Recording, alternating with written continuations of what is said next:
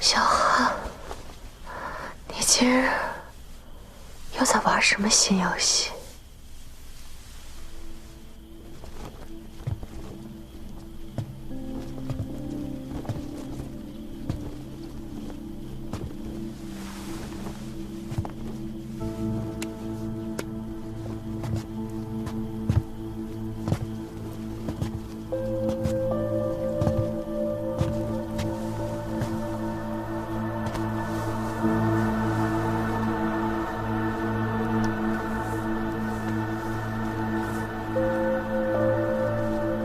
你怎么了？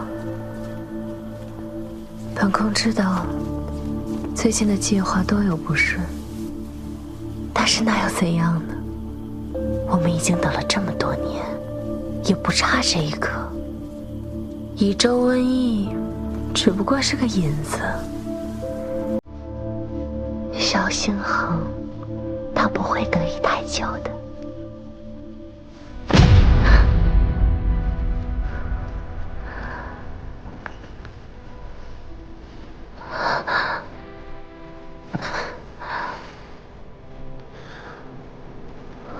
7年前，后宫掖庭17名宫女相继发病身亡，娘娘可还记得？据卷宗记载，那17名宫女死前半个月，先是出现了发热、头痛、高烧，甚至呼吸困难，这些症状与如今益州城所发瘟疫症状一模一样。而瘟疫从何而来？娘娘与儿臣心知肚明。为何？贵妃娘娘，当年在掖庭之中，你想杀之人是谁？儿臣辗转反侧，彻夜难眠多日，左思右想，也只能是一个人。你是何时知晓的？从你想杀宁初心灭口的那一晚。哟，这么早啊？那你为何现在才来问本宫啊？你想听什么？是不是想听我说我不忍、不愿、不信？的确，除了小心求证，我也曾试图说服过自己，这不过是巧合。可是贵妃娘娘，这益州城百姓的瘟疫，只能出自于娘娘之手，要我怎么能不信？为何杀我母亲？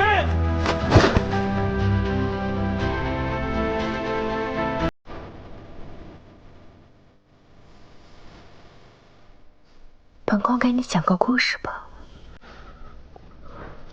从前有位女子，因为家族趋炎附势，谄媚权贵，被当作族姐顾宠的礼物送入宫中。她果然不负家族厚望，得了几月的恩宠，有了身孕。可防不住深宫重重，人心险恶，孩子没了，女子也失去了做母亲的资格。后来，族姐的孩子长大了，家族也从一开始寻求后宫顾宠，变成了储君之位的争夺。于是，便开始劝说女子收养深宫中的皇子为己所用。可拿捏人心不易，不能找后宫中有母族作为依靠的皇子，只有一无所有、深陷绝望的孩子，才能被铸成最听话的豆。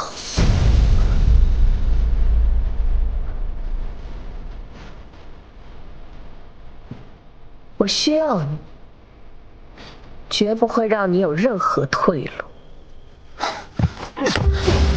所以，你杀了我的母亲。那是因为她该死。身为宫女，却有了皇子。即便是本宫不动手，她在这深宫也活不久。所以，从一开始就是算计。你说过，你从来不相信任何人，但你竟相信我不会杀你，真是可笑。10年前，我以为你是我深渊里照进那一道光，可你却也是将我推进深渊之人。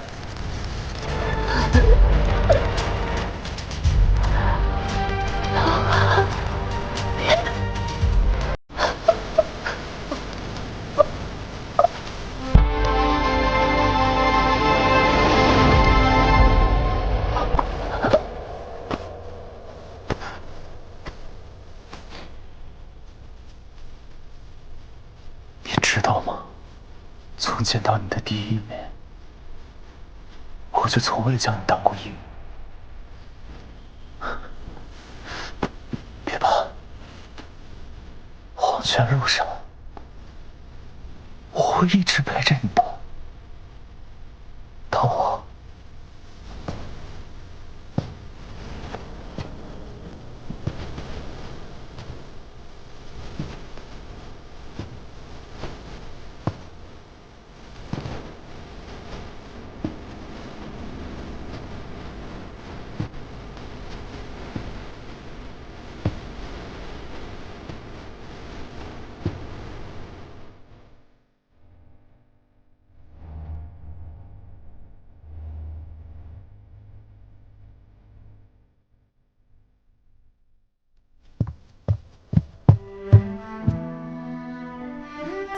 没想到，在我死之前，我还能见到你。你杀了他，他本就该死，难道不是吗？我帮你动手，免得脏了太子殿下的手。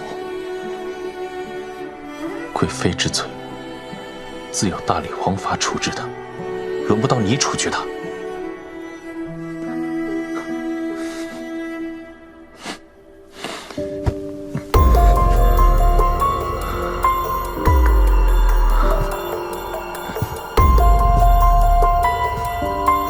小心好，你知道吗？我恨那个造成我母亲一生苦难的男人。我恨所有明明跟我同一个父亲，人生却是天差地别的兄弟姐妹们。我恨这个宫中所有趋炎附势、美上欺下的人。我也想尝尝把人民捏在手里的滋味。有时候我还真挺羡慕你的，小星河。你虽与我一样，自小被抛弃，在刘国皇室受着与我一样的苦，回到宫里受到朝臣和圣上的冷落，可是你却比我幸运。你的母家门第显赫，权势滔天，还有宁宠熙的喜欢和宁王府的支持，而我什么都没有。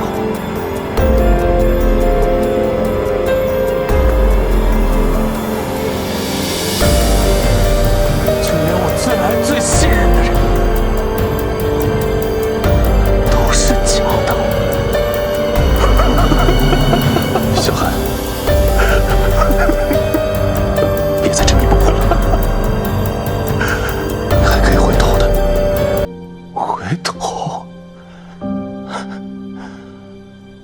急了。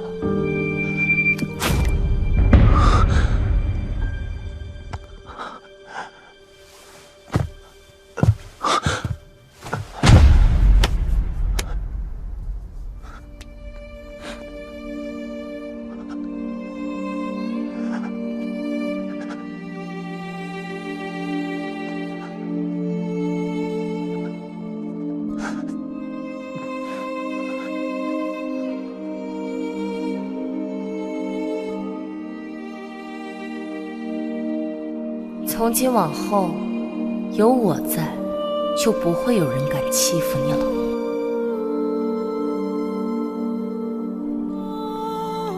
下辈子，我们干干净净的相遇。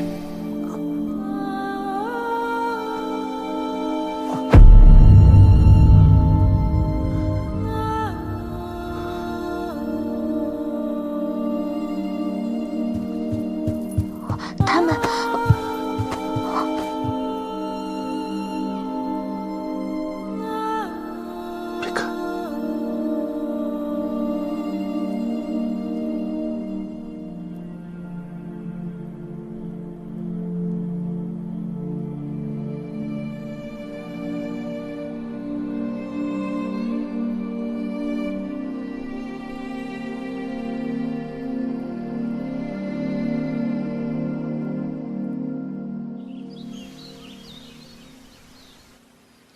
这是从北疆运来的剑毛草。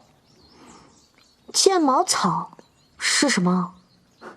北疆人有用剑毛草煮水的习惯，他们认为剑毛水不仅能驱寒，还能辟邪，所以好些人在遇到没事时，便喜欢煮剑毛水沐浴，或者在严寒时用以驱寒。难道这就是治疗瘟疫的药？不好，我已经拿了一些给太医，让他给乙州病患的士兵先喝下了。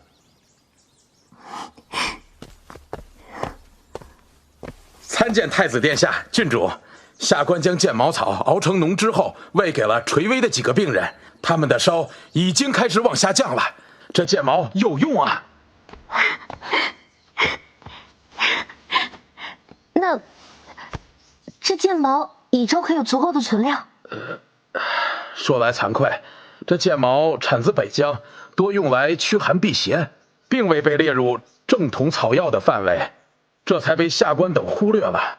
因这剑毛多作为小众的生活百货售卖，所以存量并不多。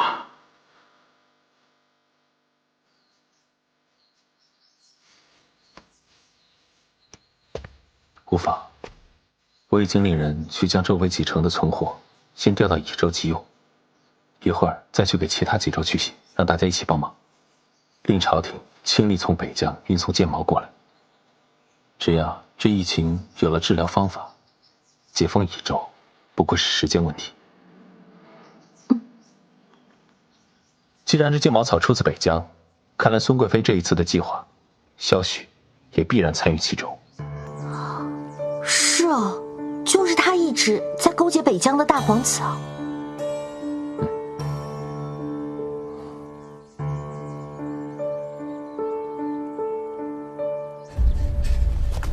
太子和郡主给大伙儿发救命的药草了，大家快过来领啊！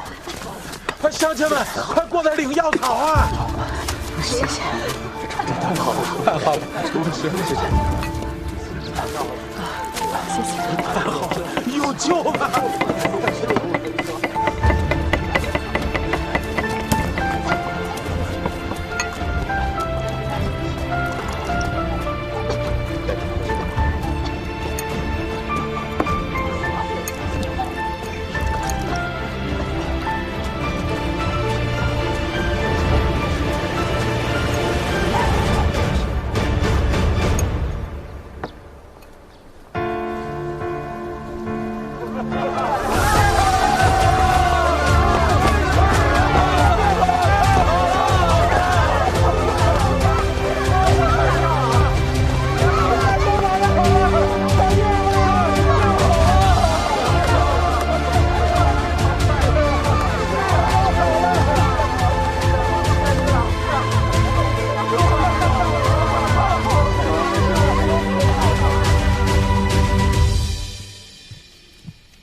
殿下，益州失败，太子昨夜赶回京城后，连夜进宫，宫中传出消息，贵妃和五皇子已经……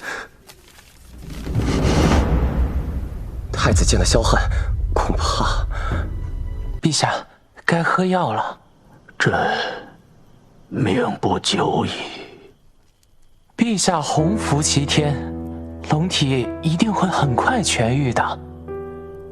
这是老天爷对朕的惩罚。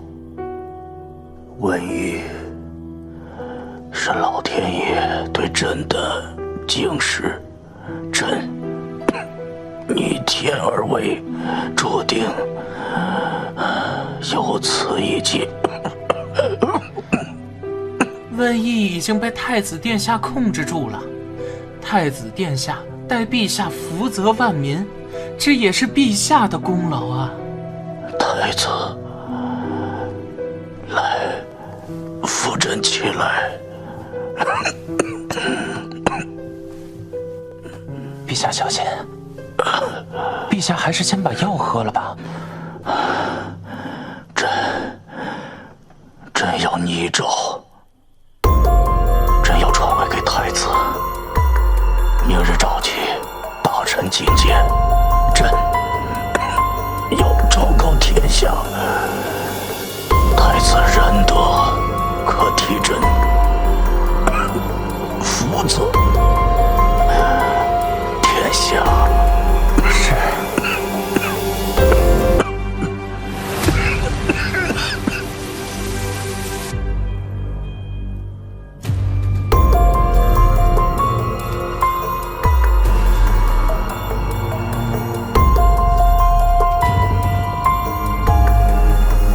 今日是你们执行的最后一个任务，只许成功，不许失败。是。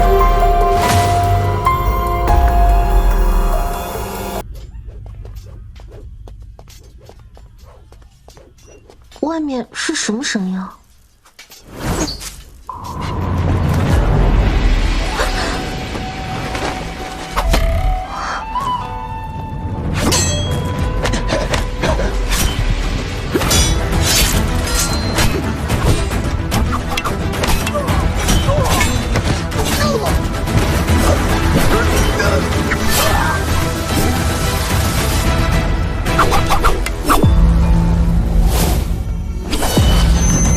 华流，上！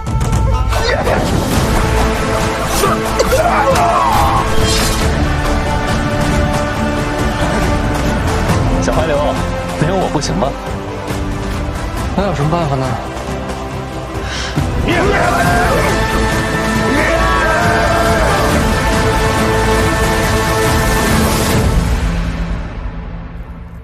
外面到底什么声音？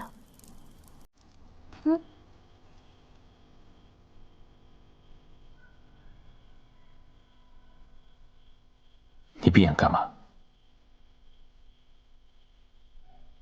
以为我要对你做什么？该睡觉了。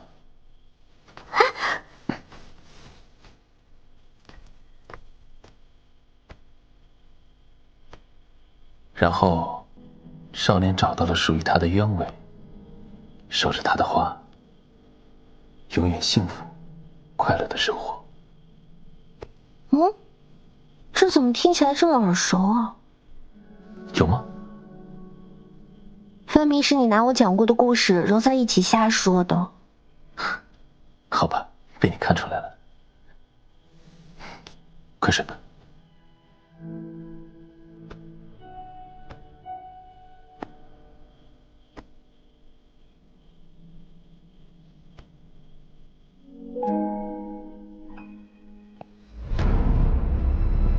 主子，宫内传来消息，陛下病重难医，恐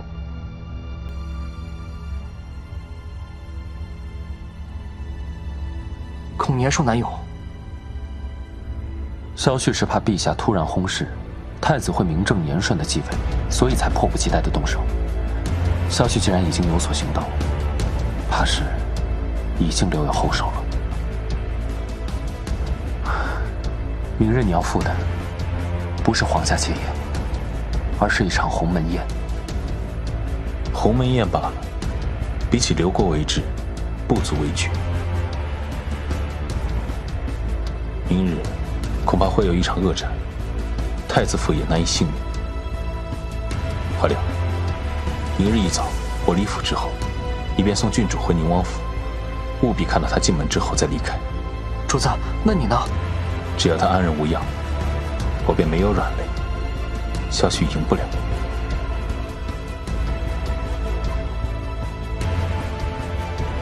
明日，我会带郑国公府的私兵在宫外接应，若宫门有异动，我便杀进去。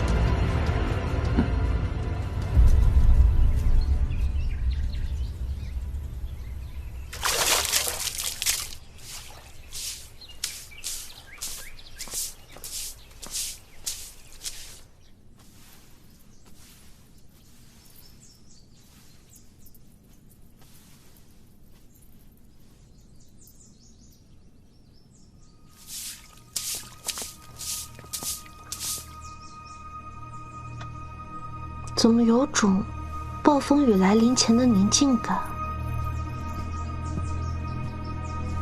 郡主，哎，怀流，怀流，萧敬腾呢？怎么今天起来就没见着他？主子今日有事外出，特命属下留守府中。主子说，郡主自益州回来，离家多日，想必会思念宁王。待郡主醒来，便让我护送您回宁王府。怎么突然要我回宁王府啊？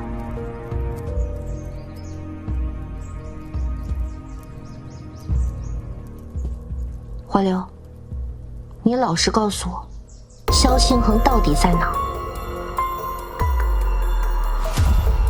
太子殿下到！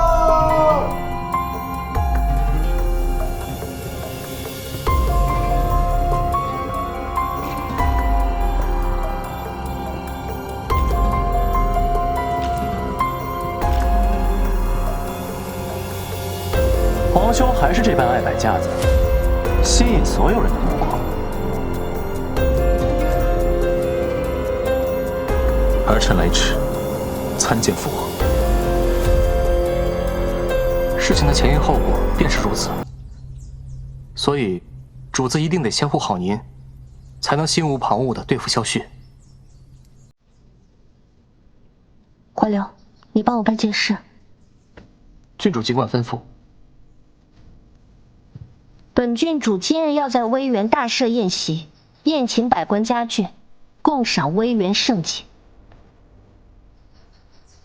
主子这还在，您就开席，不合适吧？你想什么啊？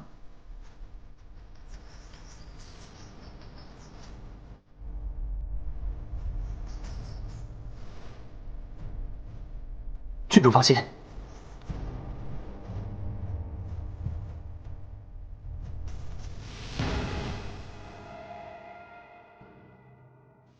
不算迟。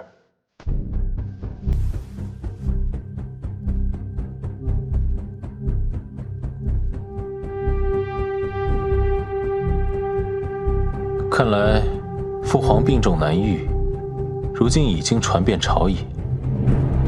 诸位心里已经择好了明主，只是父皇还安然无恙坐在此处，诸位便如此迫不及待，莫非是想逼宫？皇兄此言差矣，识时务者为俊杰，他们不过是做了最正确的选择。父皇年迈病重，也不宜为朝政与百姓忧思，不如早些退位，颐养天年。好，本宫作为太子，尚不能接下江山社稷的重担，三弟倒是比父皇和本宫还着急。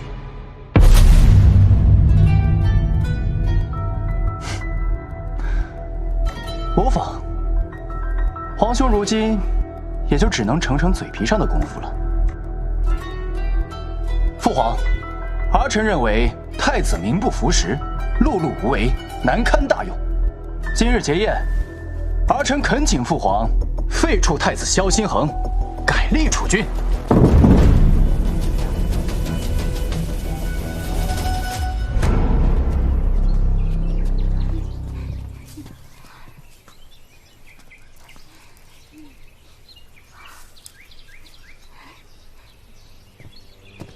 李小姐，你怎么会在此？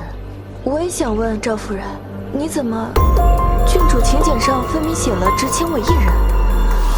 我的请柬上面也是这么写的。我的也是。郡主，这是怎么回事？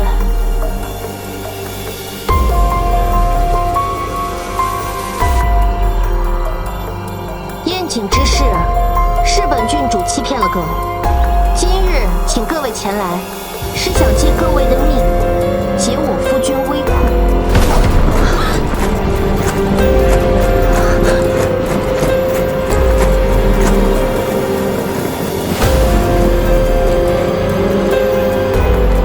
郡主，您这是在说笑吗？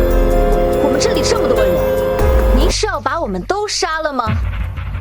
赵夫人说的是，不过我今日可以杀了你，明日也可以杀了他，这样间错开来，既不会显得太慈悲，也不会显得太残忍。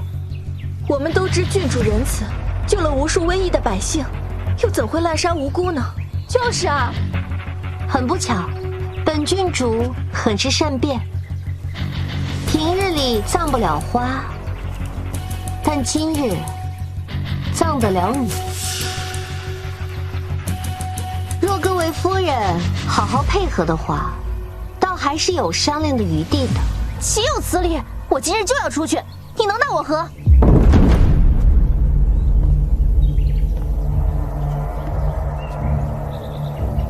我想你还没有搞清楚，我的意思是，今日无本郡主令，擅出威远者，就地诛杀。你敢！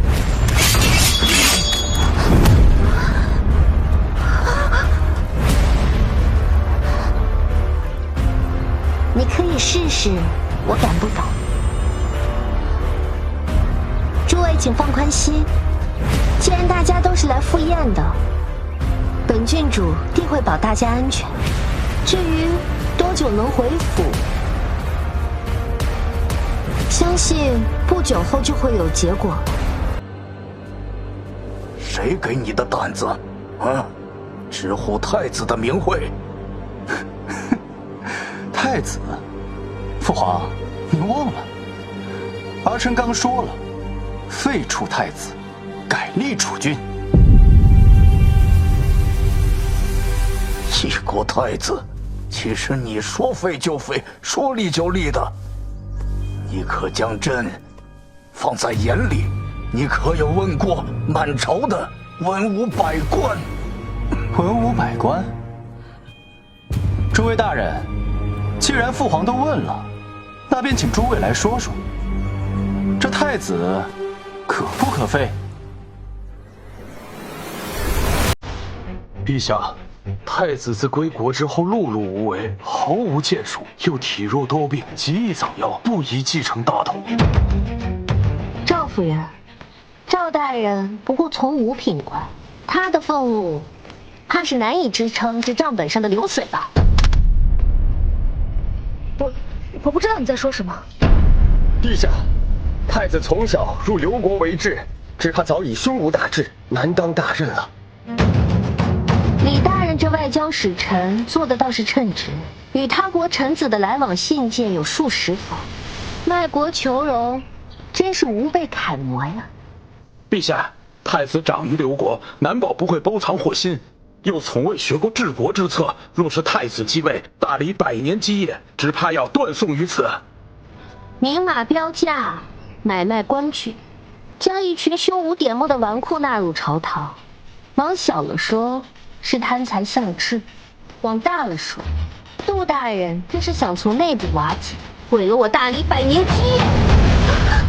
不知道。你们这竟养了一群有目无珠、目光短浅的酒囊饭袋。陛下，保重龙体。父皇，您看，为了让您高兴，儿臣让这满朝文武都同意了，您还有什么要求？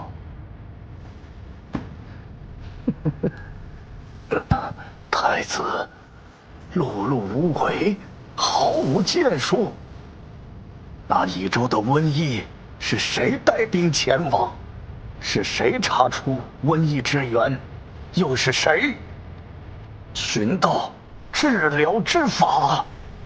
你们一个个只会喊着弃城的时候，是谁有胆魄去救黎民百姓于危难之中？刘国为治，胸无大志。若非太子出治刘国，你们还能有命活到现在？朱门酒肉，高官厚禄，都将你们的脑子堵住了。就算萧先恒的确做了这2件事，可是那又如何？他除了会帮助宁初曦和宁王府，哪里比得上我？父皇，如今晋国可由不得你说不了。陛下，保重龙体，保重龙体啊！皇城内虽没有几万精兵，但也有数千羽林军。小许，你哪来的底气说出这种话？羽林军？萧先恒，你不若试试，看看如今的羽林军究竟听谁的差遣。小许，你好大的胆子！想不到这多年的教导，竟养出你个野心勃勃、大逆不道的白眼狼！父皇，儿臣这不叫野心勃勃，这叫雄心壮志。生在帝王之家，谁不想登上那个至高无上的位置？儿臣不过是比有些沽名钓誉的人更加坦诚，将这份雄心摆在明面上罢了。萧先恒，你那是什么眼神？你有什么可傲气的？我从小常为父皇身侧，受太傅教导，学治国理政之策，习济世为民之理。而你呢？你在干什么？你在刘国卑躬屈膝，仰人鼻息，艰难求生，过得连狗都不如。萧先恒，你一个为治归国、徒有其表的太子，凭什么与我争？就凭他的心胸和气度，凭他行事磊落光明，凭他临危受命带兵救益州，他就比你更当得起这大理君主。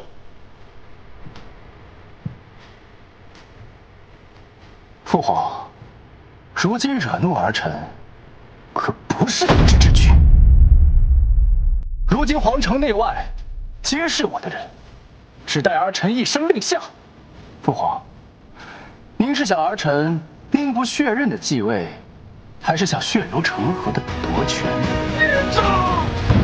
父皇与皇兄这般仁心爱女，定不忍牵连宫内众多士兵与宫人的性命，不忍百姓流离受苦吧？是吗，萧许？那你大可试试，一声令下之后，你还有没有那个命，活到你继承大统的那天？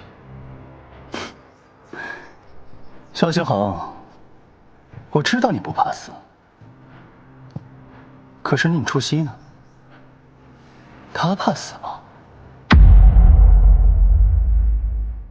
你这么在意他，怎么就不知道把他藏好一些？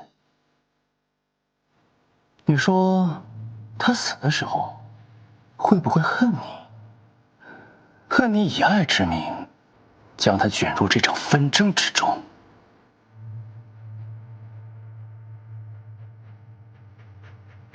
皇兄着急了，心疼了。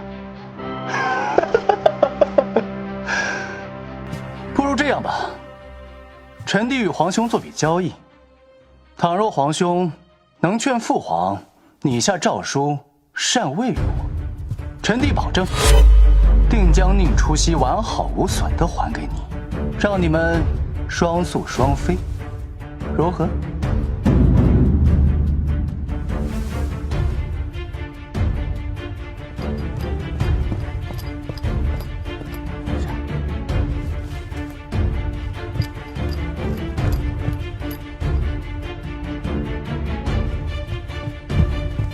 参见陛下。殿下，郡主今日突来兴致，便在微园设宴，邀请群臣的家眷共赏微园盛景。因您一早出府，未能提前与您商议，擅自借用，特让属下来告知您一声。无妨，本宫的微园就是他的微园，他想什么时候用，想怎么用，随他心意。是。除此之外，郡主还让属下给各位大人带句话。今日若萧仙河没有毫发无伤地出现在微园接我回家，那么整座微园的人都会与我一起为萧仙河陪葬。这什么？这郡主怎可如此做呀？就是啊。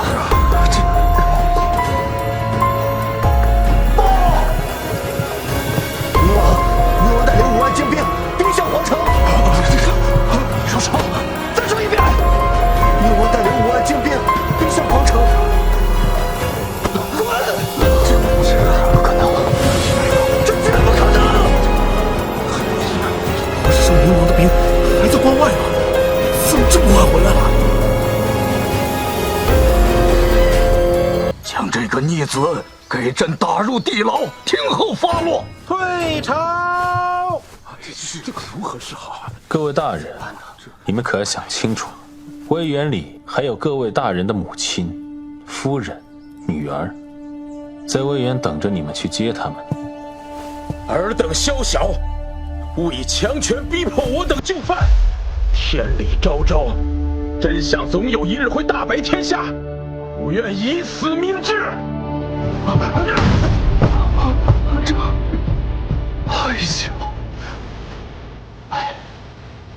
还有气。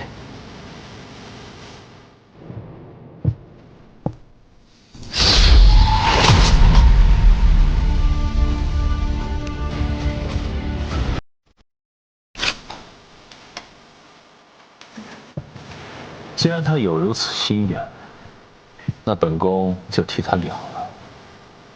史官也不用记其死将，只记其乃叛军同党，冥顽不化，今日死于乾元殿，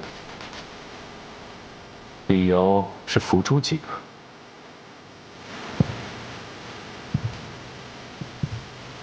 哎呀，太子如今行事果决，手段毒辣，再也不是那个温文尔雅的太子殿下了。朕知道你心里边一直恨朕，虽然你嘴上从来没有说过什么。自从母后走后，儿臣心里就不知道什么是恨了。朕已经拟诏将皇位传于你，但是朕希望你留你三弟一条命。他犯的可是谋逆之罪，可他毕竟是你的亲弟弟啊！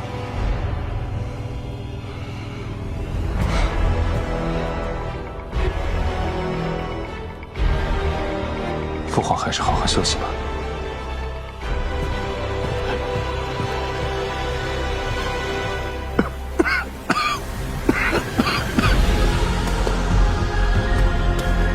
三皇子萧旭现赤夺其亲王位，贬为庶人，流放冀州，终生不得回京。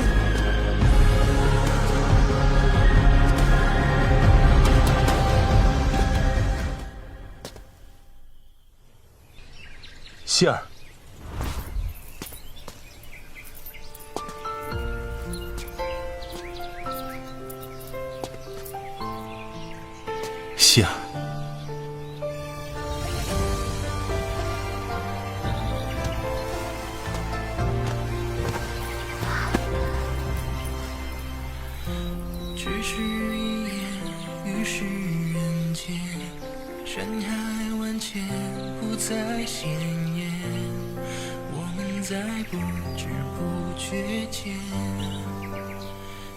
其实，在他们第一次有谋反之心的时候，我就知道，只是我一直在放任他们的联系。你会不会觉得我这样很坏，很自私？是挺坏的。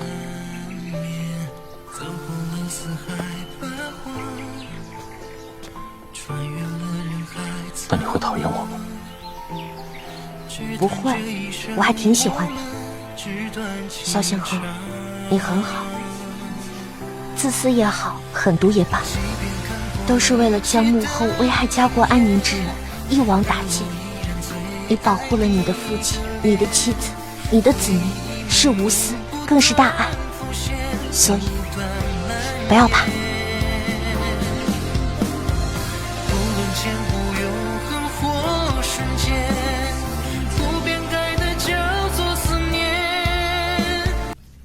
萧旭今日就将流放益州，且终身不得回京。如果我是你，我将从这深宫中永远的离开。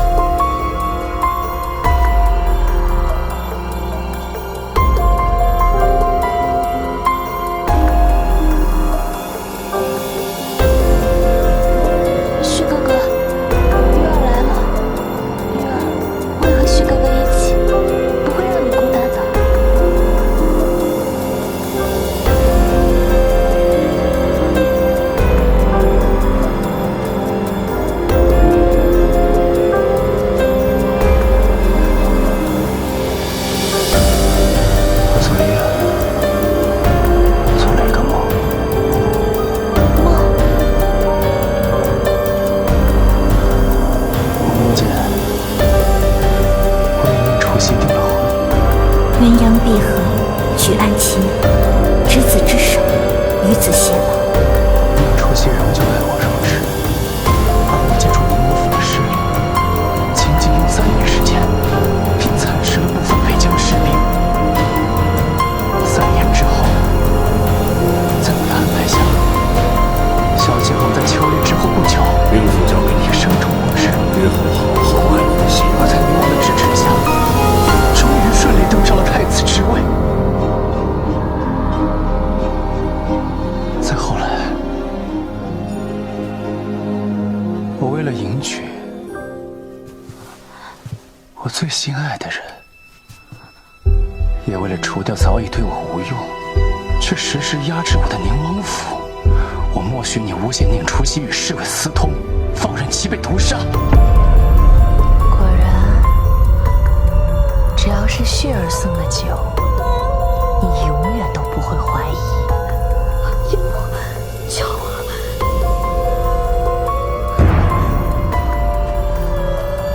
旭儿，为何要这么想不开啊？你为何要服毒自尽啊？只要你肯听从于我，这后位早晚都是你的。你为何要这么心急，做出这种傻事啊？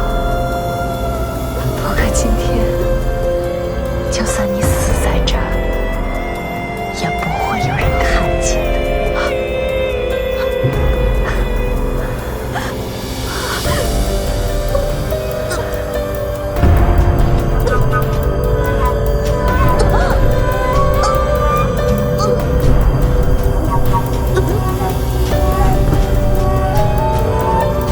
宁除夕死后，宁王造反，为谋逆叛国之民，将宁王斩于马下。在此后，又除掉了处处与我作对的萧汉之后，我终于顺利登上了皇位。万岁万岁万岁！封了我心爱之人为后，是不是很疯狂？是不是？太真实，真实到让我觉得这就是我的一生，这本该就是属于我的一生。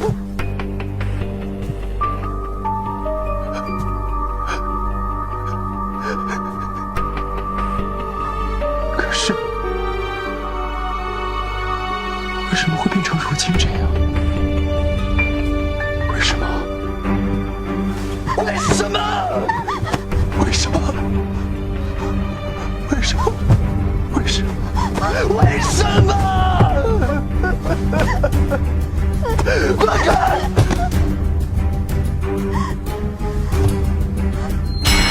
执子之手，与子偕老。原来这一切都该是我的，怎么会变成如今这样？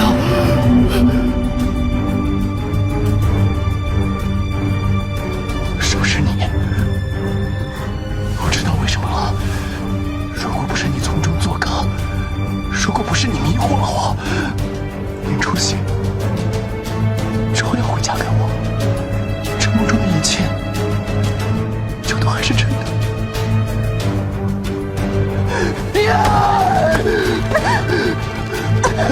怪你，都怪你！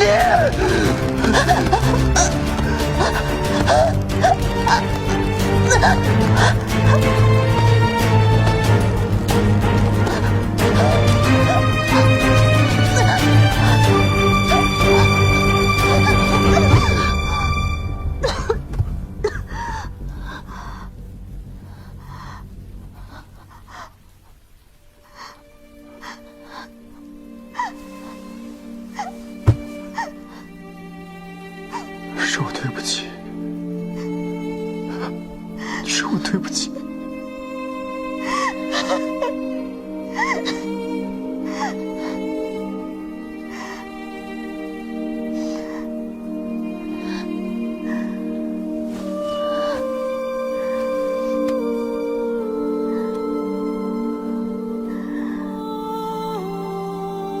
你真的爱过我吗？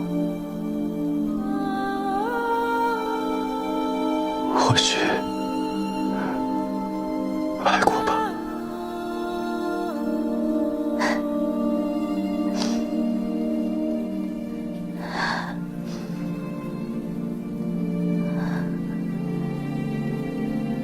你能不能最后抱抱我？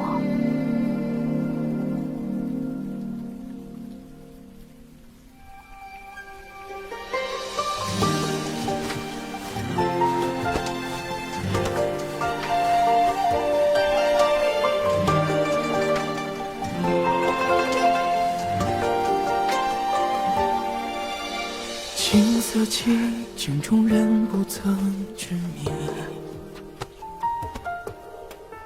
问风月，一滴泪眼照悲雨。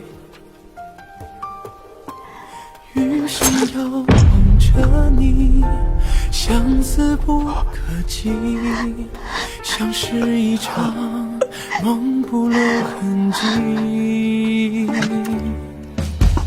别故人路遥可曾见君心，望来生人沧海浮萍朝夕。青丝落入故里，弹针只一句，天涯若追寻，就别意难平。生死之过是初吻中的心，凉薄了记忆，何必为无情之人掏心要是无意。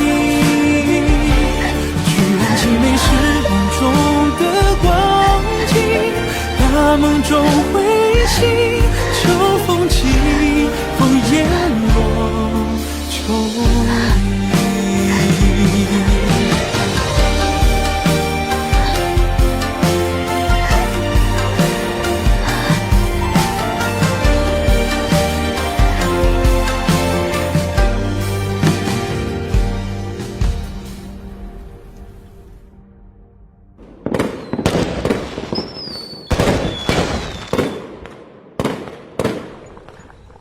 好，多吃些吧。这样吃。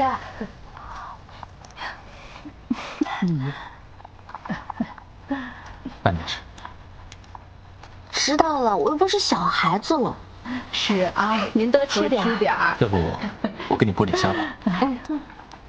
我的希儿终于找到好的归宿了。母亲，你就少操点心吧，儿孙自有儿孙福。大哥，太子这个女婿，您可还满意？我这个女婿文武双全，温文尔雅，希儿嫁给他是修了几辈子的福气了。是。希儿，你可要好好珍惜天定的缘分呐。来，我们干了此杯吧。来，干杯！干杯！干杯！那可不干着呢。食菜，食菜。你尝尝这个，尝尝这个。真好吃。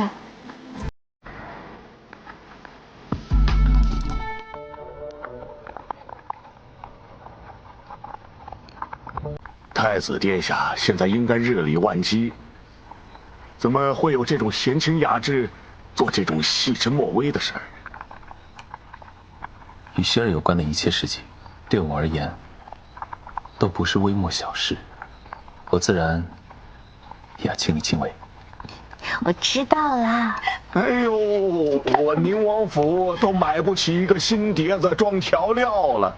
让太子殿下亲自的给我女儿挑香菜呀！行了，你又舍不得女儿了是吧？母亲呐，你不知道希儿在外面这3年我是怎么过的呀？你怎么过的？靠内耗过的呀。你呀，真累了，干嘛去啊？别去了，吃点吧。行，喝酒喝酒，坐着吃。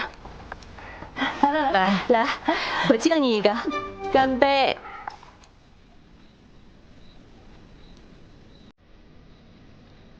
为什么我觉得今晚有点不真实？喝多了吧你啊？应该没醉，毕竟我现在怀里抱的是真实的。萧星豪，你看，天上有什么？有星星。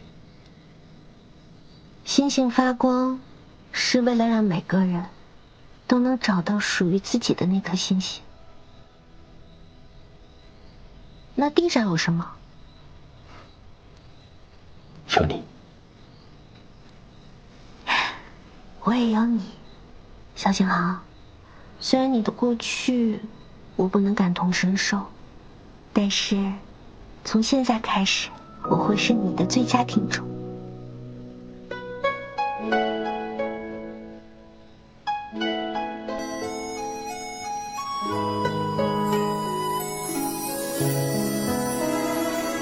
我已经找到了属于我的星星了。